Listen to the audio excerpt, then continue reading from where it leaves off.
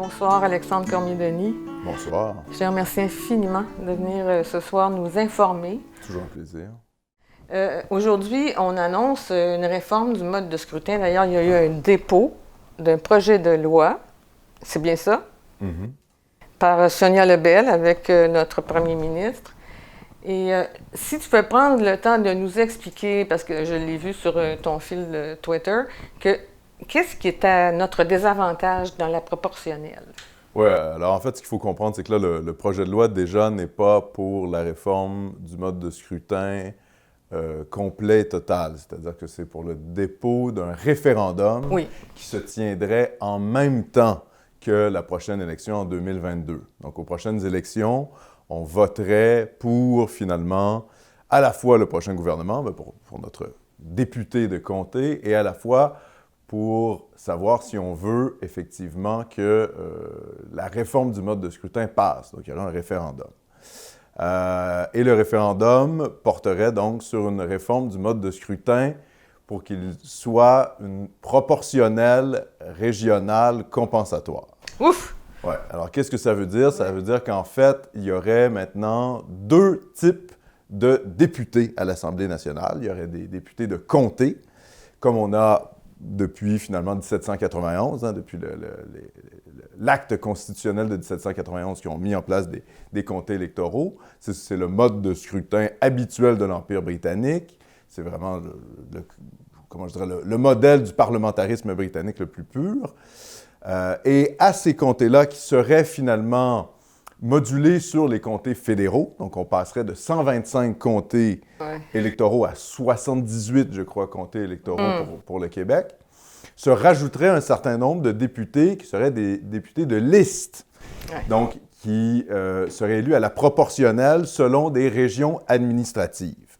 Alors, qu'est-ce que ça veut dire? Ça veut dire que ce serait un système mixte. Il y aurait à la fois des députés élus à la proportionnelle et à la fois des députés élus comme avec le mode de scrutin actuel. Alors, évidemment, on peut se poser la question, pourquoi est-ce que cette réforme-là nous désavantagerait en tant que souverainiste ou même en tant que francophone au Québec ou en tant que Canadien français, peu importe comment on prend la question?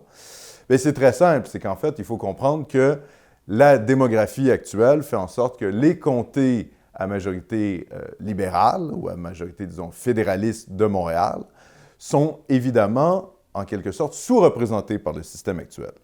Parce qu'il faut bien comprendre que si, dans un comté montréalais, on vote à 90% pour le Parti libéral, eh bien, ça ne donne quand même qu'un seul député libéral. Ça ne donne qu'une seule voix pour former le prochain gouvernement. Alors, il faut bien comprendre qu'avec un système proportionnel, on donnerait plus de pouvoir au comté où il y a plus de personnes, évidemment. Finalement, on favoriserait la démographie montréalaise et, disons, la périphérie de Montréal, c'est-à-dire Longueuil, Laval, etc., en gros. Oui. Et donc, ça avantagerait, finalement, l'électorat libéral et fédéraliste, au détriment, notamment, des régions québécoises qui vont être sous-représentées à cause de la démographie. Alors évidemment, c'est assez particulier de voir les souverainistes, les gens proches du Parti québécois, défendre cette réforme du mode de scrutin, et même le Parti québécois défendre le mode de scrutin. C'est moins étonnant de voir Québec solidaire, parce qu'évidemment, l'électorat de Québec solidaire se trouve à Montréal. Donc, il y a une logique quand on voit les solidaires défendre la réforme du mode de scrutin. Et ce qui est très étrange aussi, c'est de voir que la CAQ s'est lancée là-dedans. C'est-à-dire que l'électorat caquiste, c'est l'électorat régional des Canadiens français des régions. Donc, c'est un peu bizarre de voir la CAQ soutenir cette initiative-là. Et ce qu'il faut comprendre aussi, c'est que cette réforme du mode de scrutin changerait le rapport qu'on a avec les partis politiques. C'est-à-dire que maintenant, le soir de l'élection, on sait qui va être le prochain premier ministre. En gros, c'est le parti qui a eu le plus de sièges. Et s'il a 63 sièges sur 125, eh bien, il forme un gouvernement majoritaire. S'il en a moins, eh bien, il forme un gouvernement minoritaire. Avec la réforme du mode de scrutin actuellement proposée, ce seraient les partis politiques qui, entre eux, négocieraient finalement à porte close pour savoir qui formerait le prochain gouvernement. Et là, ça donne lieu finalement à des tractations entre partis où finalement la population est assez exclue. Et ça favorise l'esprit partisan, ce qui fait aussi que comme il va y avoir des élus qui ne doivent finalement leur élection qu'à la loyauté envers le parti politique, eh bien, ils vont faire... Ça fait en sorte que leur loyauté envers les électeurs est beaucoup moins grande. Ça forme des apparatchiks de partis qui ne sont que sur, finalement, la ligne du parti politique en question, et on ne peut pas les dégager par la voie politique. On sait que, par exemple, on a été capable de dégager Jean Charest à Sherbrooke parce qu'il y a eu un ras-le-bol dans son comté, et les électeurs sherbrookois ont réussi à dégager Jean Charest. Ça a été le cas pour d'autres chefs de parti. Si on est dans une liste proportionnelle, s'il y a des élections proportionnelles, c'est impossible de dégager le premier de liste parce que, évidemment, les grands partis vont toujours faire plus que le 5 % minimum requis pour être représentés à l'Assemblée nationale. Donc, finalement, ça change le rapport qu'on a aux élus. Et également, il faut quand même dire que cette réforme du mode de scrutin favoriserait la mise en place de gouvernements fragiles. On le voit avec ce qui se passe en Israël. Oui. Israël a un mode de scrutin proportionnel le plus pur. Je pense que ça prend 3,25 % des voix pour être représenté à la Knesset, à l'Assemblée nationale israélienne. Qu'est-ce que ça fait? Ça fait qu'en 1 an, 6 mois, même moins d'1 an, en 6 mois, il y a eu 2 élections générales et on s'en va peut-être vers une 3e élection générale puisque finalement, il n'y a pas de parti qui réussit à former une majorité avec ses alliés. Le cas de l'Espagne aussi.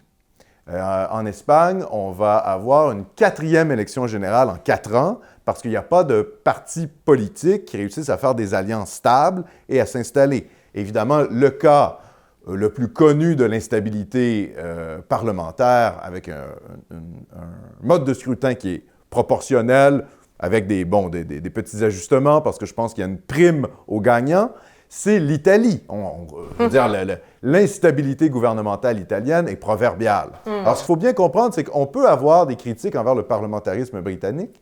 Moi, je ne suis pas un grand fan. Je suis plutôt pour la mise en place d'un régime présidentiel fort, mais, dans le cas d'un Québec indépendant, par exemple, mais il faut reconnaître que le parlementarisme britannique a ses avantages et ça crée des gouvernements stables. Et dans le cas du Québec, qui souvent affronte le Canada anglais sur des revendications nationalistes, des revendications linguistiques, ça serait quand même important de garder la possibilité d'avoir un gouvernement fort qui peut être élu avec une majorité canadienne-française en raison de la capacité de prendre le pouvoir sans avoir besoin des voix montréalaises. C'est-à-dire, finalement, les régions hors Montréal sont capables de mettre en place un parti nationaliste qui peut conserver le pouvoir pour plusieurs années et avec une assez bonne majorité parlementaire. Donc, le système actuel réussit quand même à nous donner, à nous nationalistes, un certain pouvoir dans la vie politique québécoise. Il faut rappeler aussi, ça c'est important de comprendre, parce que souvent on fait la critique en disant « Oui, mais c'est bien vrai ça, sauf que les libéraux sont restés 15 ans au pouvoir et finalement les nationalistes, nous on n'a pas eu accès pendant 15 ans au gouvernement. » C'est vrai, mais ça s'expliquait comment? Ça s'expliquait par la division du vote francophone. C'est-à-dire à partir du moment où il y avait plus qu'un parti bleu, à partir du moment où il y avait et l'ADQ ou la CAQ et le Parti québécois, la fragmentation du vote, logiquement, redonnait le pouvoir aux libéraux. À partir du moment où le Parti québécois s'est effondré sur le plan électoral et qu'il n'y a plus qu'un parti bleu, dans ce cas-là, c'est-à-dire ça remet en place une dynamique qui est, disons, plus de bipartisme, ce qui est logique avec le parlementarisme britannique. Je fais un petit aparté, mais il faut bien comprendre que le parlementarisme britannique a été conçu pour voir s'opposer des Whigs contre des Tories, c'est-à-dire des libéraux contre des conservateurs. Et à partir du moment où on est dans une autre logique que le bipartisme, c'est vrai qu'il y a des irrégularités, mais naturellement, la vie politique dans les pays de tradition parlementaire britannique a tendance à revenir à une forme de bipartisme. Le Parti libéral en Grande-Bretagne s'est effondré et c'est le Parti travailliste qui a pris le relais. La même chose au Québec. On se rappellera, dans les années 70, il y a déjà eu une scène politique québécoise qui était multipartite, avec notamment, évidemment, le Parti libéral qui est increvable, la naissance du Parti québécois, l'Union nationale qui était encore là, et même les créditistes, exactement, qui étaient là. Et on voit que finalement, la vie politique s'est recalibrée autour, finalement, de l'alternance entre le Parti québécois et le Parti libéral. Donc, quand on nous dit on est aujourd'hui dans une scène politique québécoise qui est multipartite, c'est du jamais vu, c'est faux. On a déjà vu ça, et naturellement, peut-être qu'après quelques années où on voit que Québec solidaire ou le Parti québécois n'arrive plus à prendre le pouvoir, c'est possible que ces partis-là disparaissent de la carte électorale, soient remplacés par d'autres, fusionnent, etc., parce que la dynamique du pouvoir dans le parlementarisme britannique, finalement, favorise le bipartisme. Donc, je pense qu'il faut toujours garder ça en tête quand on est face à des réformes du mode de scrutin qui semblent avoir des vertus démocratiques, mais qui, au final, la conséquence concrète de ça pourrait être dramatique pour nous, nationalistes québécois. Alors, est-ce qu'on pourrait dire que c'était dans le programme de la CAQ, une promesse de la CAQ, ça, de tenir un référendum sur... Tout à fait. Bon. Alors, est-ce que c'est possible que ça a été fait un peu sur le coin de la table, brouillon, on va... Fort probablement. C'est une analyse tout à fait possible. C'est sûr que c'est difficile d'un point de vue démocratique de dire « Ah ben non, on est contre la proportionnelle, ça paraît mal. » Ben oui, mais ça paraît mal, mais en fait, c'est pas très important. L'important, c'est qu'est-ce que ça donne concrètement pour la nation, pour le Québec, quels sont les résultats concrets pour ça. Et il faut quand même comprendre qu'il y a des députés de la Coalition Avenir Québec qui ont déjà manifesté leur mécontentement. Ça veut dire que Legault a reçu de la pression et ça explique pourquoi, finalement, il va mettre en place un référendum sur la question. Donc là, ça va être un peu contre-intuitif pour les nationalistes québécois, mais il va falloir faire la campagne pour le non. C'est-à-dire qu'en quelque sorte, il va falloir faire la campagne contre la réforme du mode de scrutin actuel proposé en 2022. Et je pense que tous les gens un peu lucides qui vont analyser réellement quelles vont être les conséquences de cette réforme-là vont se joindre du côté, finalement, du camp du non. Et puis, pour l'occasion, c'est à propos d'avoir un référendum, cette question-là. Oui. Il faut quand même se rappeler que, justement, dans le parlementarisme britannique, le référendum n'a pas de valeur légale. C'est simplement consultatif et à partir de ça, le gouvernement peut faire ce qu'il veut. Donc, il pourrait très bien avoir un référendum, le peuple peut voter d'une certaine manière et les élus ne sont pas contraints de respecter le vote du peuple. Évidemment, bon, politiquement, ça pourrait être problématique pour le parti au pouvoir, mais légalement, il faut bien comprendre ça, les référendums ne sont pas restrictifs pour les élus. Hein. C'est le Parlement qui est souverain, en quelque sorte. Ce n'est pas le peuple. Il faut toujours garder ça à l'esprit quand on est dans le parlementarisme britannique. C'est une très bonne nouvelle. Maintenant, passons au vote libéral. Est-ce que les circonscriptions composées majoritairement de minorités visibles ont augmenté? Leur nombre est rendu à 41, je crois. Et depuis 2015, c'est une augmentation de 8. Alors ça, c'est un fait qui est alarmant, n'est-ce pas? Oui, c'est un fait qui est alarmant, mais c'est un article de Radio-Canada qui nous apprend ça. Okay. Alors, c'est toujours particulier parce que finalement, on a des gens qui défendent globalement l'immigration massive, les politiques immigrationnistes du Canada, qui là nous disent « Ah oui, mais en passant, il y a des effets politiques concrets à l'immigration massive, c'est qu'en fait, ce qu'on considère comme étant des minorités visibles deviennent majoritaires maintenant dans de plus en plus de comtés. Et bon, ben, ça a un impact forcément électoral sur la vie politique canadienne en général. » Et là, c'est assez amusant parce qu'on voit que finalement, il y a une sorte de double discours de la part de ces organes médiatiques-là qui nous disent « Non, il n'y a pas de problème migratoire, il n'y a pas d'immigration massive, il n'y a pas réellement de changement ethnodémographique. » Mais finalement, quand ils font eux-mêmes l'analyse de ce qui se passe, ils sont obligés de reconnaître le réel et de nous dire « Ah ben oui, finalement, ça change finalement la composition démographique ethnique du Canada. » Et ça a des impacts politiques. Et c'est comme si les gens qui s'opposaient à l'immigration massive mettaient ça de l'avant, c'était considéré comme une mauvaise pensée politique. Donc c'est seulement eux, c'est-à-dire les gens qui défendent le progressisme, l'immigration massive, les politiques multiculturalistes, qui ont le droit d'en parler. Et quand les opposants nationalistes à ces politiques-là mentionnent cette chose-là, en fait, cet état de fait, c'est simplement factuel, le Canada est le pays d'Occident qui subit les plus grands changements ethno-démographiques. C'est comme ça, c'est ce que disent tous les démographes. On peut penser à l'auteur Eric Kaufmann, qui a écrit un livre qui s'appelle White Shift, où il analyse la réaction des populations blanches au fait de leur marginalisation démographique aux États-Unis, au Canada, et il affirme que les populations blanches seront minoritaires en 2050 aux États-Unis, ça c'est à peu près tous les démographes qui disent ça, en raison de l'immigration massive, et c'est la même chose au Canada anglais. Et évidemment, Kaufmann n'est pas un homme, n'est pas un militant nationaliste, c'est pas quelqu'un qui dénonce l'immigration massive, c'est un universitaire canadien qui, je crois, enseigne en Grande-Bretagne et qui est plutôt social-démocrate de gauche. Et il affirme, effectivement, il y a des changements ethno-démographiques majeurs partout en Occident, mais particulièrement en Amérique du Nord, et ça va avoir un effet sur la vie politique de ces pays-là. On peut considérer, évidemment, que l'élection de Trump est une réaction de la population blanche, disons, de souche américaine, aux politiques migratoires mises en place depuis des décennies par à la fois les républicains et les démocrates.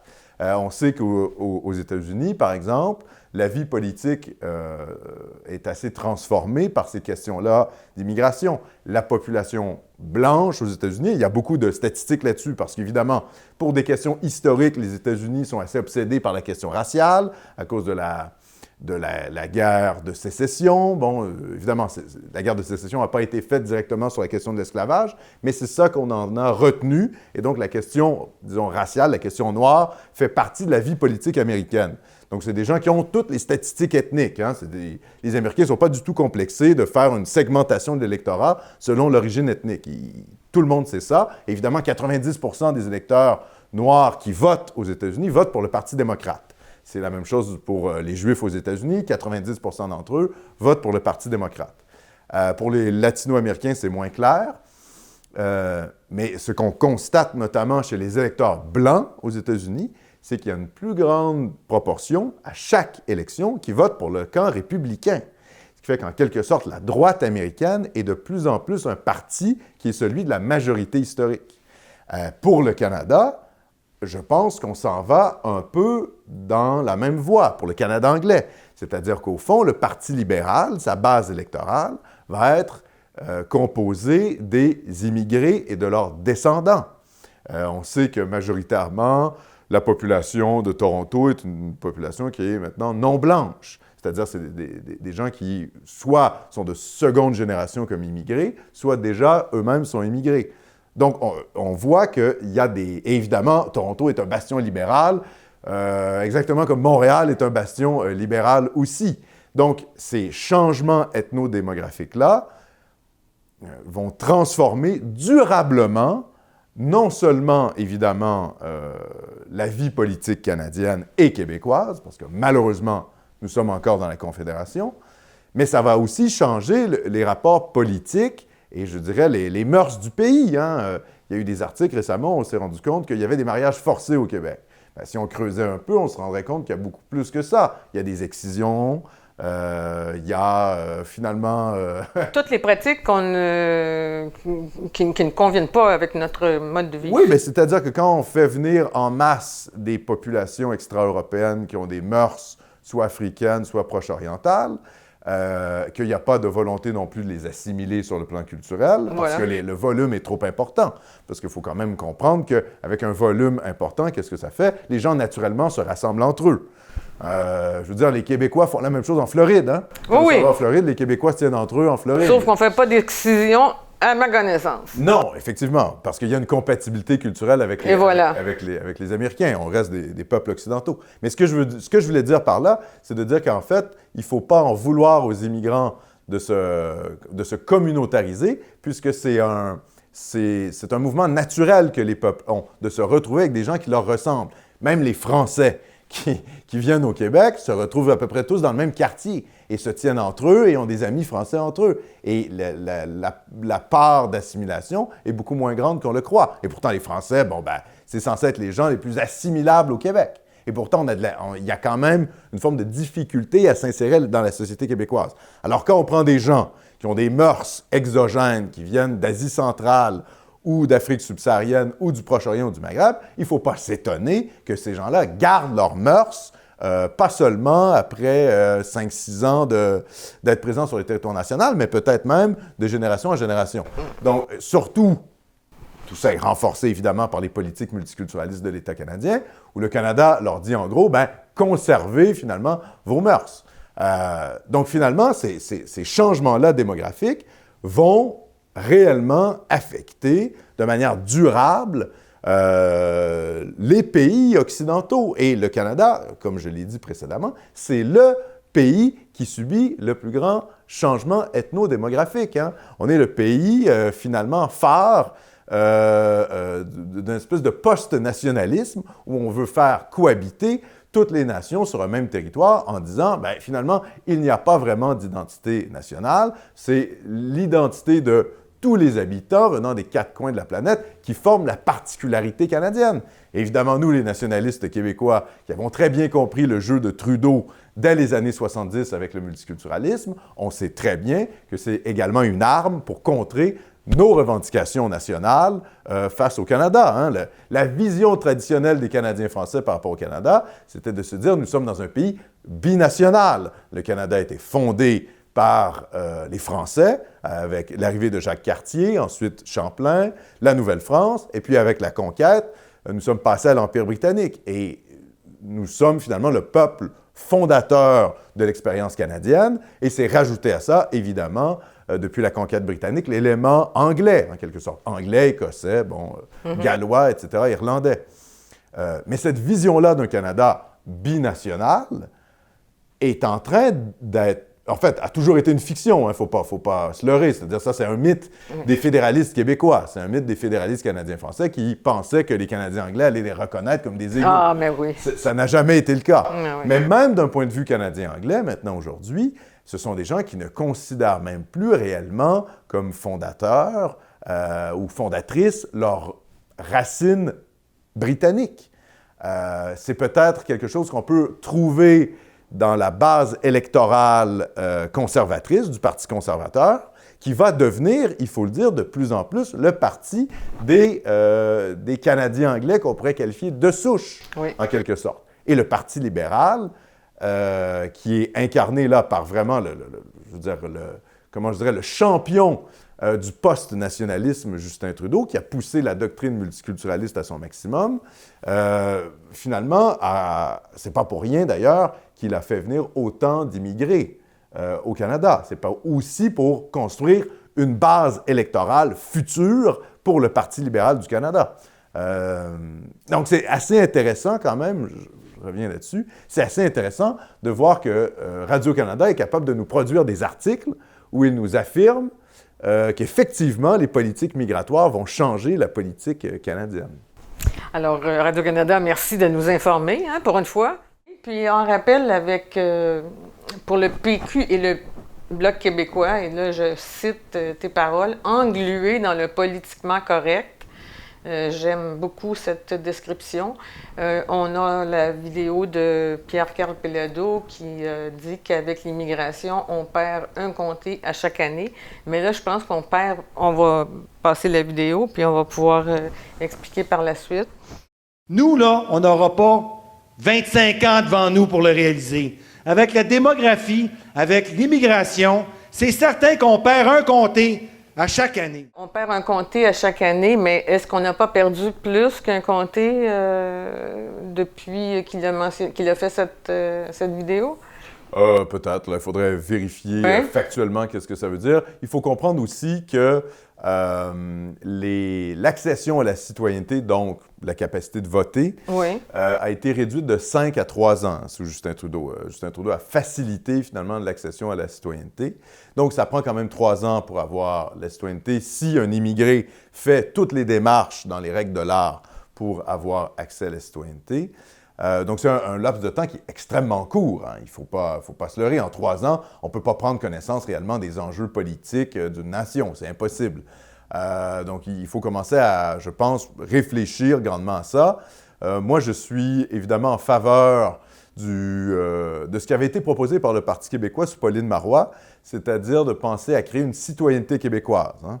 Moi, au fond, je suis pour une sorte de super-étatisme extrêmement agressif dans la mise en place de la souveraineté québécoise et de la construction étatique québécoise. Je pense qu'il faut sortir de la logique du grand soir, donc référendaire, prendre le pouvoir, qu'un parti nationaliste prenne le pouvoir, et finalement mettre en place réellement l'État québécois que l'on veut voir advenir à la souveraineté. Hein. On veut le voir devenir souverain, cet État-là. Bien, pour qu'il soit souverain, il faut qu'il ait les institutions. Et la mise en place d'une citoyenneté québécoise, peut-être même à l'intérieur du Canada, peut être un premier pas vers ça. Ça pourrait avoir des implications extrêmement intéressantes, justement, pour décourager l'arrivée massive d'immigrés qui ne veulent pas s'assimiler au Québec. Et ça serait également un bon moyen, je pense, de limiter les fraudes électorales en mettant en place peut-être des cartes d'électeurs qui seraient assujettis à l'obtention de la citoyenneté québécoise. Donc ça, c'est quelque chose d'intéressant qu'on peut faire.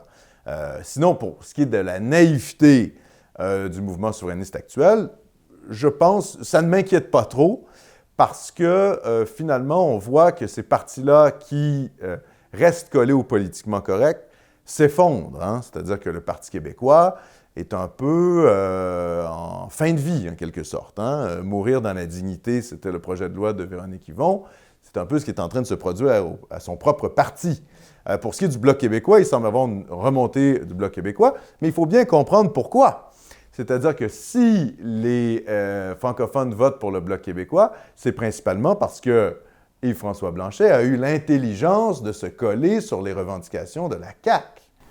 La CAQ qui connaît une lune de miel avec, en tout cas, les Canadiens français du Québec, ça c'est clair, avec les Québécois, la majorité francophone.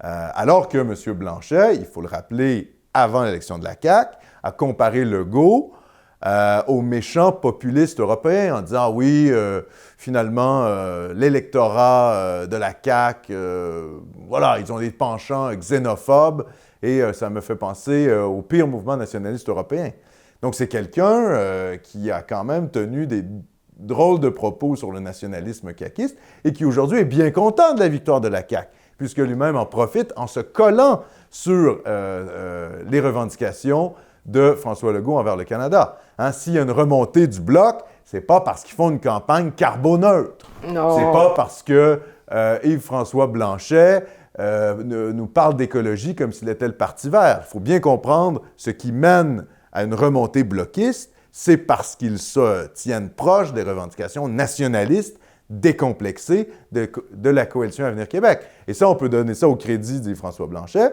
c'est-à-dire qu'il a, même si on peut douter de ses convictions, il a une intelligence politique.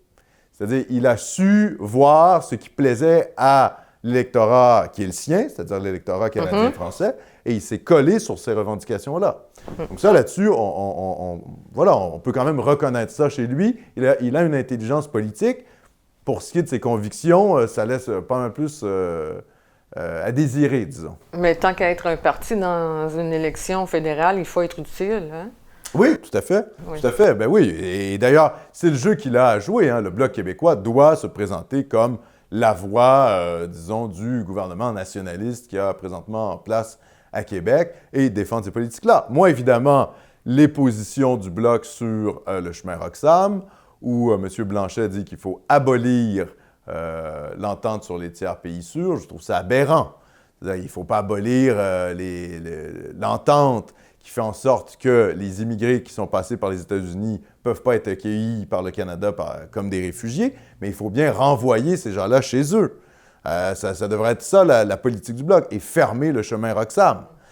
Moi, je trouve ça quand même un peu scandaleux que le Bloc québécois nous dise que le problème du Canada, c'est qu'il n'accueille pas ou pas assez bien ou pas assez d'immigrés au Québec. Alors que ça fait quand même partie de la stratégie fédéraliste de nous noyer sous des vagues et des vagues d'immigrés qui forment, en gros, l'électorat fédéraliste et libéral pour les prochaines décennies. Ouais. C'est assez catastrophique d'un point de vue intellectuel de voir que le mouvement souverainiste qui est là, je vais reprendre les paroles, qui est englué dans le politiquement correct, n'est pas capable de se sortir un peu de ça. C'est des gens il va falloir un jour qu'ils affrontent le politiquement correct radio-canadien et qu'ils fassent face au réel. Oui, exactement. Ça le distance un peu de la CAQ, hein, de la lucidité de gens qui sont passés à la CAQ, d'ex-péquistes qui sont là, à la CAQ, et pour faire œuvre de leur peut-être conscience ou de leur conseil, je ne sais pas trop, mais... Oui. Mais oui. Ça c'est quelque chose d'intéressant par rapport à la Coalition Avenir Québec. Il y a quelque chose qui n'a pas été beaucoup souligné par les médias, mais c'est qu'il y a eu un changement de garde, notamment dans le comité de la jeunesse de la Coalition Avenir Québec. Hein. Le jeune qui était président de la commission a démissionné récemment et est passé au Parti conservateur du Canada. Donc, on peut penser qu'effectivement, ce qui est en train de se produire à la CAQ est assez intéressant, c'est-à-dire que finalement, les gens qui avaient des sensibilités plus fédéralistes sont en train de quitter le navire, en voyant que François Legault est en train de prendre un virage résolument nationaliste, très autonomiste, qu'il fait venir dans son gouvernement des gens comme Guillaume Rousseau, le constitutionnaliste qui s'était présenté pour le Parti québécois, qui était un candidat défait, évidemment, pour le PQ, mais qui est le conseiller juridique de Simon Jolin Barrette, et qui est un souverainiste totalement décomplexé. Alors, cet homme-là, il était présent lors du congrès jeunesse de la Coalition Avenir Québec, et il interviewait Mathieu Bock-Côté, qui est évidemment un souverainiste médiatique que l'on connaît tous. Donc, on voit qu'il y a quand même quelque chose qui se passe à la Coalition Avenir Québec, et je pense qu'effectivement, dans l'ombre, ce qui est en train de se produire, c'est que les souverainistes lucides, qui ont parfois des sensibilités plus à droite ou plus conservatrices, sont en train de passer à la CAQ.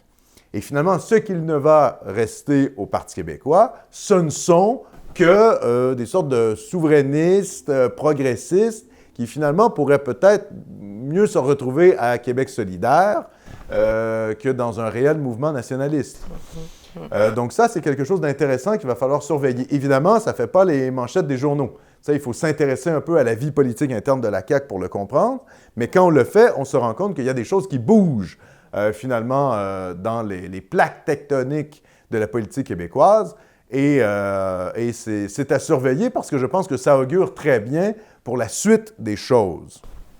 Il y avait eu une question cette fin de semaine-là, je crois bien que c'est de ce dirigeant de l'aile jeunesse de la CAQ, qui demandait à M. Legault le plan pour se libérer de la péréquation. Non pas pour la faire passer comme une menace de la perdre, mais comment on devient riche pour se libérer de la péréquation. Et le plan n'était pas là. Est-ce que je me trompe? C'est-à-dire qu'il y a eu une résolution des jeunes de la CAQ pour dire non, la péréquation, c'est quelque chose dont on a besoin. Ça, c'est ce qui est sorti finalement du congrès de la jeunesse caquiste. Parce que le plan pour s'en libérer sans se mettre dans le trou n'était pas là. Et pourtant, sur Vigile, vous aviez publié le plan. Comment on pouvait faire pour s'enlever de cette tutelle qui est la péréquation. Mais on pourrait y revenir un autre tantôt dans une autre entrevue, si vous voulez. Oui, non, mais c'est pas inintéressant. C'est-à-dire que je pense qu'effectivement, la CAQ doit un peu faire son mea culpa là-dessus. Moi, je pense que c'est une très mauvaise prise de position de la part de la Coalition Avenir Québec. Je pense que la position de départ de François Legault, qui était de dire il faut s'enrichir, entre guillemets, pour ne plus avoir de péréquation, c'était la bonne. Oui. Et il y a des moyens de le faire, notamment par le rapatriement de l'impôt, finalement. Oui. De la capacité québécoise à percevoir des impôts et des taxes qui ont été prises par qui? Par le Canada, par Ottawa, lors des 2 guerres mondiales. Alors, finalement, la capacité des provinces de percevoir l'impôt pourrait pallier à la péréquation dans le cas du Québec. Et ça, évidemment, avec ce qui se trame en Alberta, s'il y a une réélection de Justin Trudeau, parce que Jason Kenney va probablement mettre en place un référendum pour l'abolition de la péréquation, ça aurait pu être une position extrêmement intéressante de la part du Québec, de finalement se retrouver du même côté de la barrière que l'Alberta et affronter le centralisme de Justin Trudeau. Et pour le Bloc, de prendre, de marteler cette chose-là, puis... Oui, mais ça, il aurait fallu une forme d'audace intellectuelle que malheureusement, le Bloc ne possède pas. Bon. Alors, concernant ces comtés et ces circonscriptions qui sont majoritairement de minorités visibles, qu'est-ce qu'on peut faire vis-à-vis de cette réalité-là? Ah ben ça, c'est une bonne question. Qu'est-ce qu'il y a à faire? Comme citoyen, évidemment, il n'y a pas grand-chose à faire. Hein? C'est-à-dire qu'on est pris face à des politiques gouvernementales qui sont catastrophiques et qui vont nous mettre en minorité. Hein? Les démographes qui se sont penchés sur la question nous le disent, vers 2035 environ, les Canadiens français seraient minoritaires au Québec. Là, on ne parle pas des francophones, là, on parle vraiment des Canadiens français. Mm-hmm. Donc, des personnes dont les 2 parents ont des racines qui remontent à la Nouvelle-France. Mm. Donc, c'est une définition très précise de ce qu'est le Canadien français. Mm-hmm. Et effectivement, à partir de là, c'est vrai qu'on peut se poser la question, nous, qui n'avons pas accès au pouvoir, les citoyens qui n'avons pas accès au pouvoir, qu'est-ce qu'on fait face à ce grand remplacement, ce changement de population-là? Quelle doit être notre action? Je pense qu'il y a plusieurs manières de réagir.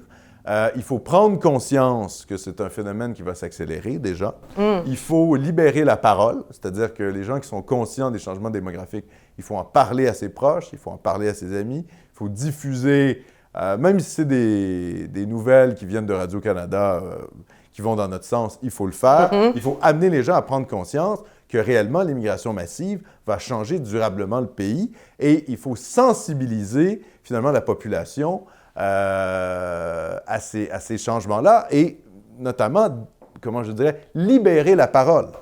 Parce que c'est ça le problème. Hein, pendant plusieurs années, c'était extrêmement mal vu de critiquer l'immigration massive. Là, je dirais depuis 2-3 ans, il y a une forme de libération de la parole sur ce sujet-là. On peut désormais en parler. Mais il ne faut pas se faire d'illusions. Le gouvernement de la CAQ, sur cet enjeu-là, nous a très bien dit qu'il voulait revenir au taux, au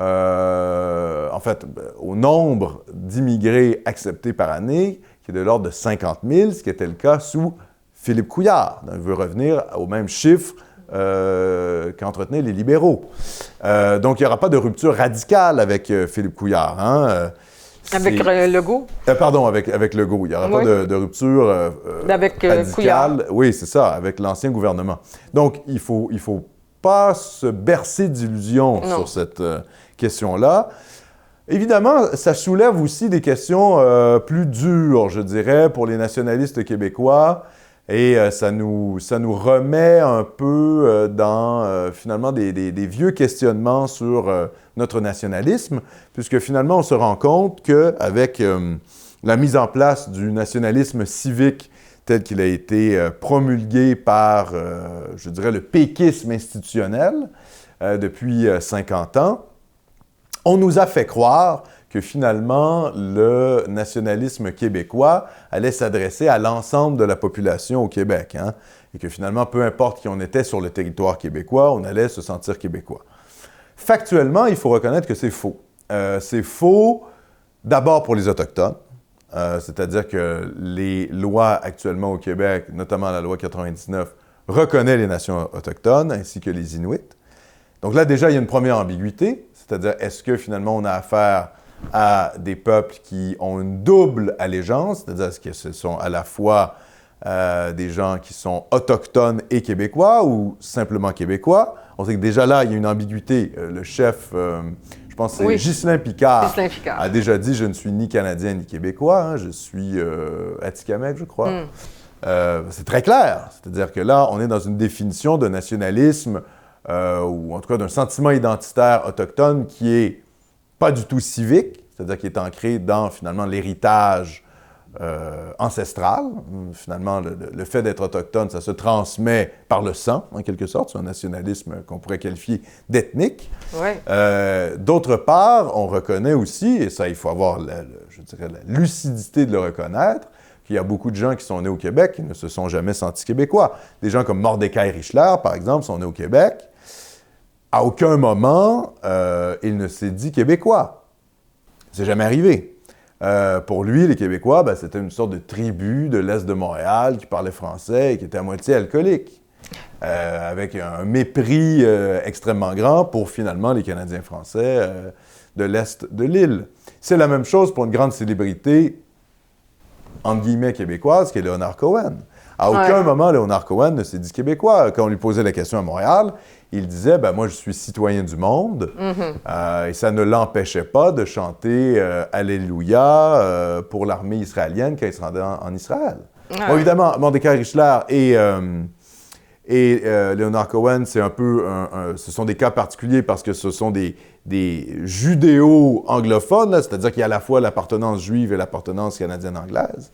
Mais c'est la même chose pour beaucoup de Canadiens anglais qui n'ont pas d'origine juive de Montréal, c'est-à-dire qu'ils se sentent Canadiens avant d'être Québécois. Et leur appartenance au Québec relève parfois quand même plus du cosmétique que d'autres choses. Et puis, après la question anglophone, la troisième question, c'est celle des immigrés. C'est-à-dire qu'on voit très bien que pour beaucoup d'immigrés, les Québécois, ça demeure l'autre. C'est-à-dire, ça demeure finalement ce qu'on appellerait, nous, des Canadiens français, en quelque sorte. Et on le voit très bien, par exemple, avec les Italiens de Saint-Léonard. C'est-à-dire, ça fait depuis plus de 60, 70 ans qu'il y a eu une immigration italienne à Montréal, et pourtant, encore aujourd'hui, il y a des réflexes communautaires de la part d'Italiens. Là, on ne parle pas d'Africains. Les Italiens, c'est un peuple européen catholique qui, culturellement, pourrait être considéré très proche de nous. Pourtant, leur réflexe communautaire et politique est celui, finalement, d'un groupe ethnique qui défend ses intérêts. On l'a vu là, avec ce qui s'est passé avec l'imam Guillet, qui a été nommé comme candidat du Parti libéral du Canada, puis ensuite qui a été désavoué. Et là, on a remis qui pour représenter le Parti libéral dans le comté de Saint-Léonard? Une Italienne, qui est d'ailleurs mélangée avec des scandales de corruption à la commission scolaire de English Montreal School Board. Bon, encore là, on voit que c'est une politique qui est ethnique. Est-ce que ces gens-là défendent vraiment la vision du Québec comme le ferait un Canadien français? Non, ils défendent leur intérêt ethnique italien. Donc, on voit que le nationalisme civique québécois qu'on a essayé de mettre en place, que surtout le Parti québécois a essayé de mettre en place depuis des décennies, ça a plus ou moins fonctionné. Et ça nous rappelle la fameuse phrase de Fernand Dumont dans Raison commune, c'est-à-dire que si les Autochtones, les anglophones et les descendants d'immigrés ne se sentent pas québécois, je ne sais pas par quelle magie du vocabulaire je peux faire surgir un peuple qui n'existe pas. Il y a, pour Fernand Dumont, il y a quelque chose comme une société québécoise, mais il n'y a pas de peuple québécois. Il y a un peuple canadien-français majoritaire au Québec. Et c'est la distinction entre société et peuple. On peut dire que, je ne sais pas, l'Université McGill, par exemple, fait partie de la société québécoise. Elle est là, elle est à Montréal, il y a même des Canadiens français qui y vont. Mais est-ce que c'est une institution qui est nationale au sens québécois du terme et canadien-français? Absolument pas. Et c'est tout ça l'ambiguïté, finalement, du nationalisme civique québécois dans lequel on vit depuis, je dirais, une cinquantaine d'années, le fruit de la Révolution tranquille, qui, finalement, se révèle être un peu problématique. On se rend compte que ça n'a pas vraiment fonctionné. Et là, évidemment, l'effondrement du mouvement souverainiste tel qu'on le connaissait depuis 50 ans, fait en sorte qu'on se repose ces questions-là sur quelle est réellement la nation que l'on défend. Quel est le distinguo entre société québécoise, nation québécoise? Quel est notre rapport, finalement, au passé canadien-français? Moi, je suis partisan, finalement, de la réhabilitation de l'idée d'Amérique française, de dire qu'en fait, le Québec ne naît pas en 1960. Le Québec est l'héritier du Canada français, qui est lui-même l'héritier de la Nouvelle-France. Et il faut réhabiliter les grands héros que sont Pierre Lemoyne d'Iberville, Champlain, etc. Il faut réhabiliter l'histoire aussi religieuse, se rappeler que l'Église a été notre grande institution nationale du 19e siècle, que c'est même par le sang des martyrs canadiens qu'on a réussi à fonder ce pays. C'est grâce à l'énergie des sœurs et des prêtres qu'on a mis en place nos institutions nationales. Donc moi, je suis vraiment dans la réhabilitation historique de notre grande aventure, comme disait Lionel Groulx, cette grande aventure qui est l'Amérique française. Mais il faut bien reconnaître que dans cette perspective-là, la rupture entre les Canadiens français et les Québécois à partir des années 60 a quelque chose d'un peu artificiel. Et il faut se poser la question, à quel point on n'a pas un peu erré depuis 50 ans dans ce nationalisme civique qui est un peu, qui je pense, est un peu naïf. Oui, beaucoup même. Et avec le vieillissement actuel de la population, je crois que le Québec est dans une position qui n'est pas très favorable à ce niveau-là. La population vieillit, comme partout. Oui, partout en Occident, mais oui. Mais au Québec particulièrement, il n'y a pas le même intérêt. Ou y aura-t-il un intérêt pour ces questions? Y aura-t-il une sensibilisation assez pointue là, pour réagir, pour obtenir une réaction? Pas seulement avec la CAQ, mais de cette partie de son électorat qui a voté le 1er octobre 2018 et qui a envoyé 75 députés, c'est bien ça, à l'Assemblée nationale. 65, je crois. 65? Enfin, non, 75. 75. Alors, est-ce qu'il y aura vraiment dans la population actuelle ce regain pour la conscientisation politique de l'histoire? C'est possible qu'il y ait ça dans la jeunesse canadienne-française, oui. Mais il ne faut pas être naïf non plus. C'est-à-dire que quand vous allez dans des classes à Montréal, je veux dire, les Canadiens français sont largement minoritaires. C'est-à-dire que quand on voit ce qui se passe sur le plan démographique pour la jeunesse et les projections démographiques, effectivement, là, on s'en va vers une marginalisation des Canadiens français. Ce qui veut dire quand même que, on le sait, on a été mis en minorité en 1840 avec l'Acte d'Union, après la rébellion des Patriotes. Les Canadiens français sont devenus minoritaires au sein de ce qui était leur territoire colonial, finalement sous l'Empire britannique. Avec l'Acte d'Union, on est devenu minoritaire dans le Canada uni. Et là, au milieu, ou même avant le milieu du 21e siècle, on va devenir minoritaire au Québec même. Donc ça, il faut prendre conscience de ça pour ce que ça veut dire pour la suite des choses. C'est-à-dire qu'effectivement, je pense qu'il va y avoir une réaction identitaire de la part d'une partie de la jeunesse canadienne-française. Moi, je le vois parce que je suis contacté quand même par des jeunes nationalistes qui ont une conscience identitaire très forte. Cette jeunesse-là, elle existe et je pense qu'elle est beaucoup moins naïve que beaucoup de baby-boomers actuels qui sont pris encore dans, je dirais, les illusions du nationalisme civique. Donc, il y a quand même un espoir de ce côté-là, mais après, il faut quand même être lucide, c'est-à-dire que le mouvement actuel démographique nous fait comprendre qu'on va devenir minoritaire au Québec. Donc, il faut, je dirais, politiquement, savoir comment manœuvrer dans ce contexte-là. Et évidemment, il faut bien comprendre qu'avec le contexte médiatique actuel, les politiciens ne peuvent pas le dire. Il y a combien de députés caquistes qui sont conscients de ça, de la marginalisation? Je suis sûr qu'il y en a beaucoup qui sont conscients.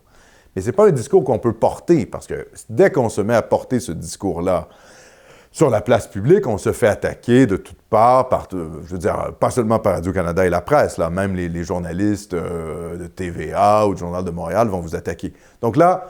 Vous parlez de racisme, on se fait... Oui, c'est-à-dire si on se met à défendre une conception plus traditionnelle de la nation, moins civique et donc finalement plus ancrée sur l'héritage, en quelque sorte, un nationalisme disons, plus traditionnel et moins ancré dans les valeurs républicaines civiques, forcément, on va se faire attaquer par le politiquement correct. Donc, les politiciens ne peuvent pas nommer le réel.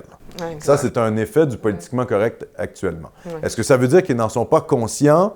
Ça, c'est un autre sujet. Quand la CAQ dit qu'elle veut recruter, par exemple, plus de Français pour venir au Québec, ça veut dire qu'elle veut recruter des gens qui sont culturellement compatibles. Ouais. En tout cas, plus compatibles, parce que, comme je l'ai dit, même pour l'immigration française, il y en a une partie qui s'assimile, il y en a une autre partie qui retourne en France. Bon, enfin bref. Mais c'est quand même une démographie qui ne pose pas de problème civilisationnel, disons, au Québec, comme le fait d'autres populations ou comme le font d'autres populations venues d'autres continents. Donc, cette réalité-là de notre marginalisation démographique, je pense qu'elle est plus connue qu'on pense chez une partie de nos décideurs politiques, mais évidemment, ils ne pourront jamais le nommer. Ce qui fait que ça nous met dans une drôle de situation, parce que finalement, on est obligé de faire confiance à des gens qui ne peuvent pas nommer le réel. Et ça, évidemment, c'est notre rôle, nous, en tant que souverainistes et nationalistes, de décomplexer le discours. Oui. C'est-à-dire d'ouvrir les voies de la réflexion politique et intellectuelle pour l'avenir du Québec. Et plus l'opinion publique va être sensibilisée à ces enjeux-là démographiques, le fait que nous allons devenir minoritaires, le fait que nous subissons un grand remplacement, le fait que l'immigration extra-européenne fait partie, finalement, d'un plan, je dirais, mondial pour remplacer les populations occidentales. Le terme d'immigration de remplacement est quand même utilisé dans les documents de l'ONU. Plus on conscientise la population là-dessus, plus les politiciens vont être capables de défendre des positions qui sont en accord avec nos idées. C'est pour ça que c'est important, en tant que souverainiste, nationaliste, de diffuser ces idées-là, d'en parler, de faire comprendre à nos proches que c'est un vrai danger pour la nation et que ça va changer réellement nos vies. On le voit, par exemple, en France, c'est-à-dire l'immigration extra-européenne a des conséquences dramatiques. La France est un peu le pays martyr actuellement. S'il y a un pays sur lequel il ne faut pas se baser pour faire des politiques d'immigration, c'est bien la France, qui subit une politique d'immigration extra-européenne depuis 60 ans, avec des conséquences dramatiques. Il y a plein de Français qui sont au Québec. Pourquoi? Parce qu'ils sont plus capables de supporter la France. Notamment des femmes, il faut le dire, qui subissent des harcèlements parce qu'elles ne sont pas habillées correctement, parce qu'il y a des sortes d'islamo-racailles qui les insultent, il y a des agressions. Quand vous suivez un petit peu l'actualité française, vous vous rendez compte qu'il y a beaucoup d'hostilité de la part de la population extra-européenne d'origine afro-maghrébine envers ce qu'on peut considérer comme étant les Français de souche, et que ça crée un sentiment d'insécurité très grand en France. Absolument. Et ça, la jeunesse française, qui subit principalement ça, c'est pas un hasard si elle se tourne de plus en plus vers les partis les plus nationalistes et les plus patriotes qui critiquent l'immigration massive. C'est parce que la jeunesse française est confrontée à une insécurité dramatique de la part de populations extra-européennes.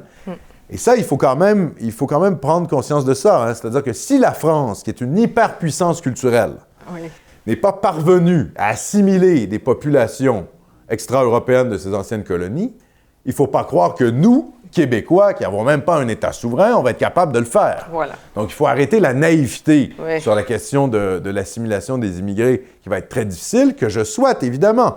Moi, je suis un assimilationniste, mais pour que ça marche, il faut déjà prendre des gens qui sont compatibles et il faut les prendre en quantité limitée. Il ne faut pas prendre n'importe qui avec des volumes incroyables.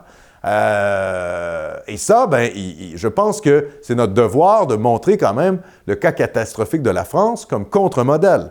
Ça, il faut montrer ça aux Québécois en disant « Regardez ce qui n'a pas fonctionné. » C'est pas seulement la France, c'est aussi la Grande-Bretagne. Parce qu'on pourrait nous dire « Oui, mais c'est à cause de la laïcité, etc. » Non. La Grande-Bretagne, c'est le même problème. Oui. La Suède? La Suède, alors là, la Suède, c'est carrément catastrophique. En plus, la Suède n'a pas d'histoire de colonisation avec le Proche-Orient ou l'Afrique. Donc, on ne peut pas dire « Oui, mais c'est parce qu'il y a un rapport colonial. » Non, c'est pas du tout le cas. C'est carrément de l'immigration extra-européenne qui arrive avec des mœurs différentes et ça cause, une catastrophe sécuritaire pour les femmes. Les femmes sont les premières victimes de ça, mais également pour les jeunes, pour quiconque, finalement, pour toute la population suédoise. Là, en Grande-Bretagne, à Londres, il y a également des attaques, non seulement à l'acide, mais également au couteau. Absolument. Parce qu'on sait que c'est très difficile en Grande-Bretagne de se procurer des armes à feu. Même les policiers anglais, les policiers britanniques n'ont pas d'armes à feu sur eux. Mais là, c'est des attaques au couteau. Donc, c'est pour dire que même le problème, c'est pas les armes. Le problème, c'est la population. C'est d'ailleurs ce qui est en train de se produire à Toronto. Toronto est en train de devenir la capitale du crime. Pourquoi? Pas parce qu'il y a une nouvelle législation sur les armes et que les armes sont plus disponibles. C'est parce que la population de Toronto a changé. Il faut dire les choses. Évidemment, c'est pas très politiquement correct, mais ça, c'est la réalité. Il y a des gangs de Jamaïcains, des bandes criminels de Jamaïcains qui font la loi à Toronto et c'est dramatique. On se retrouve dans des situations qu'on pensait réservées aux États-Unis, dans les ghettos noirs américains. Et là, ça se passe au Canada anglais, à Toronto, ville ultra multiculturelle. Donc ça, il faut se poser la question, est-ce que c'est l'avenir qu'on veut pour le Québec? Est-ce qu'on veut plus de crimes d'honneur, plus d'insécurité, plus d'attaques au couteau, plus de, aussi, il faut le dire, de racisme anti-blanc? Est-ce que c'est vraiment vers ça qu'on se dirige, qu'on veut que le Québec se dirige pour les prochaines années? Moi, je pense que non.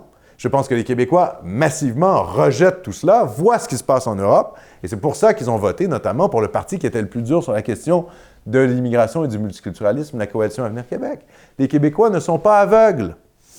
Ils sont muselés par le politiquement correct. Ils ne peuvent pas le dire ce qu'ils pensent, mais ils voient. Ils voient et ils savent ce qui est en train de se produire en Europe et ne veulent pas que ça se produise ici. Et effectivement, il va falloir, je pense, que le mouvement nationaliste pense à l'avenir, à des initiatives concrètes pour se sortir de plus en plus de cette naïveté je dirais, du péquisme institutionnel et du nationalisme civique. Et d'être capable de nommer le réel. Tout à fait. Bien, ça, c'est la première étape. Oui. C'est déjà une bonne étape quand on est capable de nommer le réel. Absolument. Est-ce que ça t'intéresse de parler de la contestation de la loi? Qu'est-ce qui est arrivé quand François Legault a acheté ça dans la première semaine ou deuxième des élections, là? Ah, bien, en fait, oui.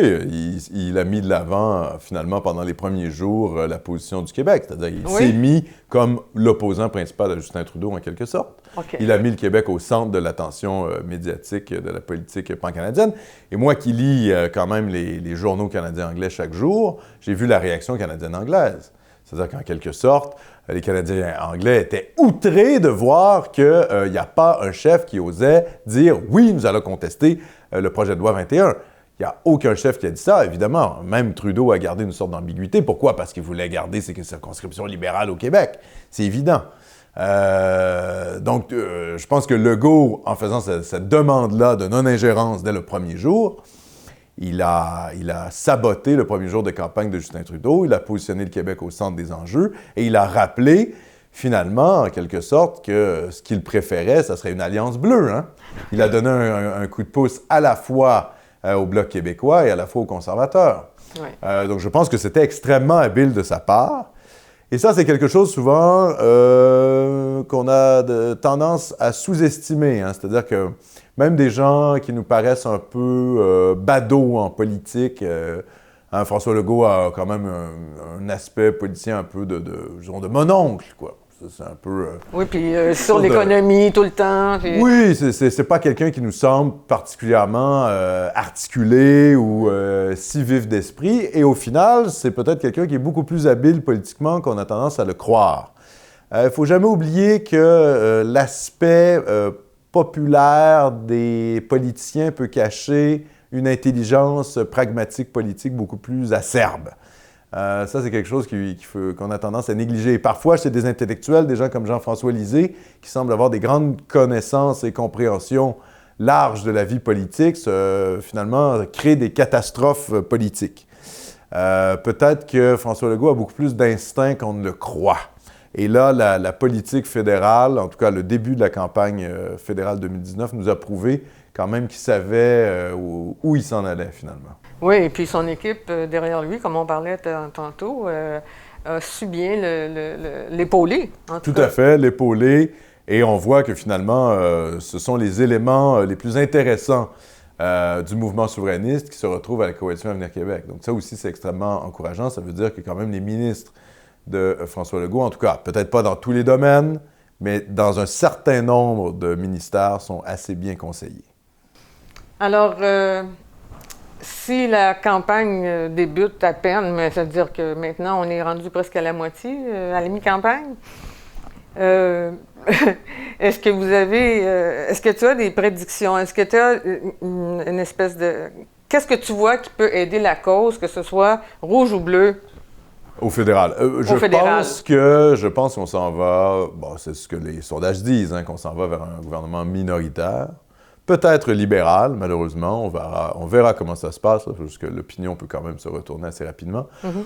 Moi, je serais plutôt en faveur de voir un gouvernement minoritaire, peu importe quel qu'il soit, peut-être plus conservateur. Je pense que l'important, c'est quand même de dégager Trudeau pour une simple raison, c'est qu'il faut ralentir le déluge migratoire.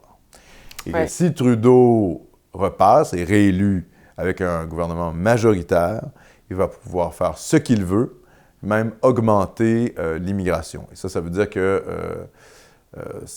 le Québec va être obligé d'accepter quand même une partie de l'immigration accueillie par le Canada. Je rappelle que le Québec, l'entente Québec-Canada sur l'immigration, ça ne concerne que les immigrants, que la sélection des immigrants économiques. Ça ne concerne pas les réfugiés, ça ne concerne pas le regroupement familial. Et même là, il faut que le Québec accepte un pourcentage qui corresponde au pourcentage de sa population à l'intérieur de la Confédération. Donc, le Québec a les deux mains liées sur la question de l'immigration. Ça, il faut quand même le dire. Même si le gouvernement du Québec a une capacité de négocier finalement le nombre d'immigrés reçus par année, on est quand même dépendant des politiques décidées par Ottawa. Donc, je pense que ça, c'est la priorité là, pour le mouvement nationaliste québécois actuellement, c'est de conserver finalement le plus possible des taux d'immigration qui sont les plus bas. Pour des enjeux démographiques. Et il ne faut pas se laisser, je dirais, manipuler par les organes de propagande gauchistes que sont les syndicats, alliés avec le patronat et le Parti libéral sur la question de la pénurie de main-d'œuvre. On sait très bien que cette question-là est instrumentalisée, alors que finalement, il y a beaucoup d'emplois au Québec qui vont disparaître dans les prochaines années avec la robotisation. C'est pas en faisant venir une main-d'œuvre du tiers-monde qu'on va régler quelques problèmes que ce soit. C'est plutôt en misant sur les nouvelles technologies. Il ne faut pas réfléchir comme, justement, l'ont fait les Français dans les années 70, qui se retrouvent aujourd'hui avec des crises sociales liées à l'immigration catastrophique. Il faut être plus intelligent que ça. Oui. Il ne faut pas se laisser manipuler. Et il faut, je pense, en fait, que l'objectif des prochaines élections, c'est justement de mettre en place les conditions pour que on puisse réduire finalement ou ralentir le plus possible la submersion migratoire sur le Québec. Oui, absolument. Je pense qu'on a fait le tour. C'était très instructif et je suis sûre que l'auditoire va beaucoup apprécier comme lors de la dernière entrevue que tu nous as donnée. Et j'espère que ce sera encore une prochaine fois aussi facile de t'interviewer. C'est un vrai plaisir. Bon, ben, c'est un plaisir partagé. Merci. Merci.